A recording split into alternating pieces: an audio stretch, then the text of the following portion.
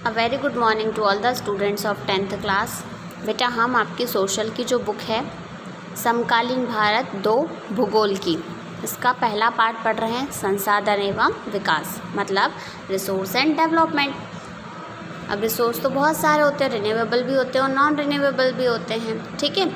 क्या आप उन वस्तुओं का नाम बता सकते हैं जो गांवों और शहरों में हमारे जीवन को आराम पहुंचाते हैं?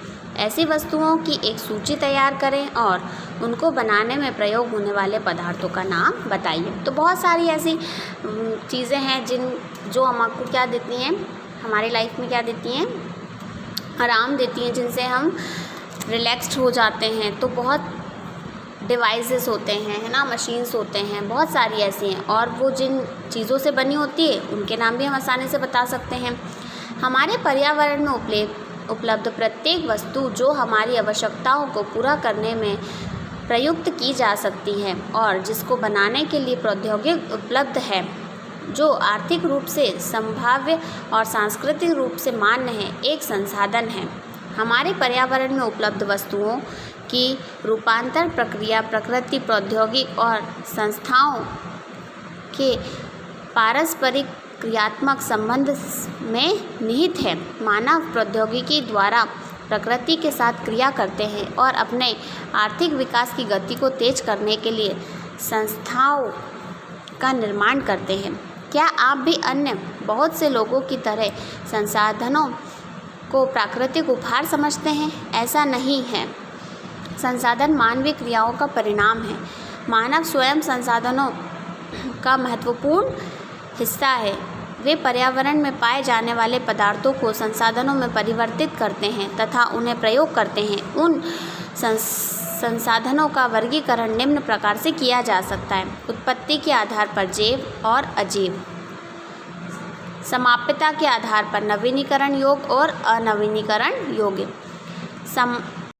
स्वामित्व के आधार पर व्यक्तिगत, सामुदायिक, राष्ट्रीय और अंतर्राष्ट्रीय, विकास के स्तर के आधार पर संभावी, विकसित, भंडार और संचित कोश।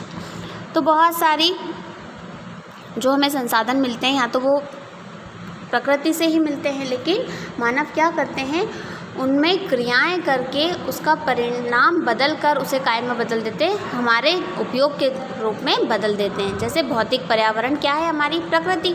मानव एक प्रौद्योगिकी होती है और एक संस्थाएं होती हैं। अब संस्थाएं क्या करती हैं, जो संसाधन मिलते हैं प्राकृतिक तौर पे उनको और परिवर्तन कर देती है। अब संसाधन एक तो होते हैं प्राकृतिक और दूसरे होते हैं मानवीय। प्राकृतिक जो होते हैं वो नवीनीकरण योग्य और अनवीनीकरण के 2 रूप होते हैं, ठीक।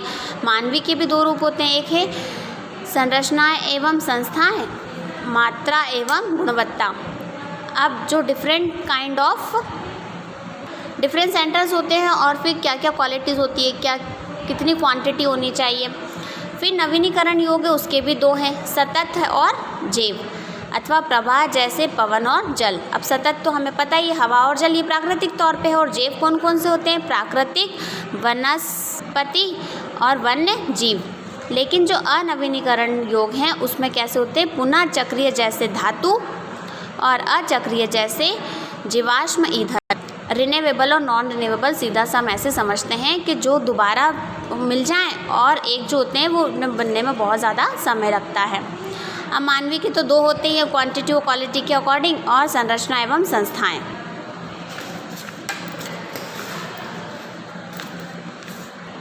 संसाधनों के प्रकार। अब संसाधन होते किन किन प्रकार के हैं? उत्पत्ति के आधार पर जैव संसाधन, उन संसाधनों में प्राप्ति जीव मंडल से होती है और इनमें जीवन व्याप्त है, जैसे मनुष्य, वनस्पति जात, प्राणी जात, मत्स्य जीवन, पशु धन, ये सब क्या है? नेचुरल है। अजैव संसाधन, ये सारे संसाधन जो निर्जीव वस्तुओं से बने हैं अजैव संसाधन कहलाते हैं। उदाहरण चट्टानें और धातुएं। लिविंग और नॉन लिविंग थिंग्स जैसे हम नॉर्मली उनको बोल सकते हैं, एनिमल्स, ह्यूमंस, माइक्रो ऑर्गेनिज्म, ये सब क्या है? लिविंग हैं। जबकि जो माउंटेन्स हैं, मेटल्स हैं, ठीक है, प्लेट्यू, ये सब क्या कहलाते हैं? नॉन लिविंग कहलाते हैं। समाप्यता के आधार पर। नवीनीकरण योग्य संसाधन, ये संसाधन जिन्हें भौतिक, रासायनिक या यांत्रिक क्रियाओं को द्वारा नवीनकृत या पुनः उत्पन्न किया जा सकता है, ऐसे नवीनकरण योग्य अथवा पुनः पूर्ति योग्य संसाधन कहा जाता है। उदाहरण सौर तथा पवन ऊर्जा, जल, वन व अन्य जीव। इन संसाधनों को सतत अथवा प्रवाह संसाधनों में विभाजित किया गया है। अब ये जो क्या कर सके, दोबारा बनाए जा सकें, या तो रासायनिक तौर पे बनाया जा सके उन्हें, या फिर यांत्रिक क्रियाओं के द्वारा बनाया जा सके, केमिकल के द्वारा, ठीक। तो इन्हें क्या कहा जाता है, नवीनकरण योग या फिर पुनः पूर्ति योग कहा जाता है। जैसे कि solar energy, wind energy, water, forest. अनवीनीकरण योग संसाधन, इन संसाधनों का विकास एक लंबे भूवैज्ञानिक अंतराल में होता है। खनिज और जीवाश्म ईंधन इस प्रकार के संसाधनों के उदाहरण हैं। इनके बनने में लाखों वर्ष लग जाते हैं। इनमें से कुछ संसाधन जैसे धातुएं पुनः चक्रीय हैं और कुछ संसाधन जैसे जीवाश्म ईंधन अचक्रीय हैं, वे एक बार के प्रयोग के साथ ही खत्म हो जाती है।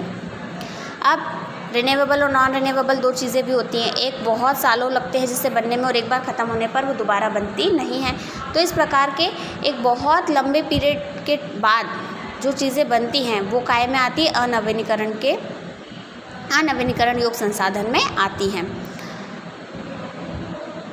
स्वामित्व के आधार पर व्यक्तिगत संसाधन निजी व्यक्तियों के स्वामित्व में भी होते हैं। बहुत से किसानों के पास सरकार द्वारा आवंटन भूमि होती है, जिसके बदले में वे सरकार को लगान चुकाते हैं। गांव में बहुत से लोग भूमि के स्वामी भी होते हैं और बहुत से लोग भूमिहीन होते हैं। शहरों में लोग भूखंड, घरों व अन्य जायदाद के मालिक होते हैं।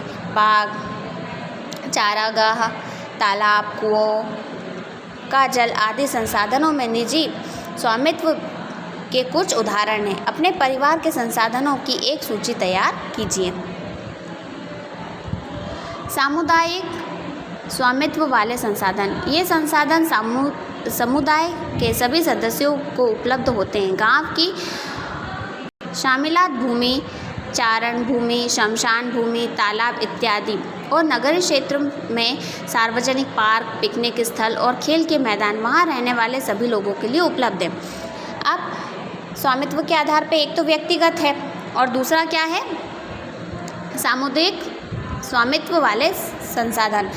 एक पर्सनल है और एक पब्लिक है। तो पर्सनल चीज़ें क्या हो सकती है, गाँव के लोगों के लिए अगर हम देखें, खेत वगैरह हो सकते हैं, ठीक है, खुद का घर वगैरह हो सकते हैं। एज अ सिटीज़ के लिए भी यही हो सकता है, उनके खुद के घर वगैरह हैं, वो उनकी प्रॉपर्टी कहलाती है पर्सनल। और जो पब्लिकली होती है, पार्क वगैरह, उसमें कोई भी जा सकता है, शमशान वगैरह, ये सब क्या है, पब्लिक, इनका यूज़ हर कोई कर सकता है। राष्ट्रीय संसाधन, तकनीकी तौर पर देश में पाए जाने वाले सारे संसाधन राष्ट्रीय हैं। देश की सरकार को कानूनी अधिकार है कि वह व्यक्तिगत संसाधनों को भी आम जनता में हित में अधिग्रहित कर सकती है। आपने देखा होगा कि सड़कें, नहरें और रेल लाइनें व्यक्तिगत स्वामित्व वाले खेतों में बनी हुई हैं। शहरी विकास प्राधिकरणों का सरकार में भूमि अधिग्रहण का अधिकार दिया हुआ है। सारे खनिज पदार्थ, जल संसाधन, वन, वन्यजीव, राजनीतिक सीमाओं के अंदर सारी भूमि और 12 समुद्री मील 22.2 किलोमीटर तक महासागरीय क्षेत्र, भूभागीय समुद्र व उसमें पाए जाने वाले संसाधन राष्ट्र की संपदा हैं। अब राष्ट्रीय संसाधन क्या होते हैं, जो कैसे हैं,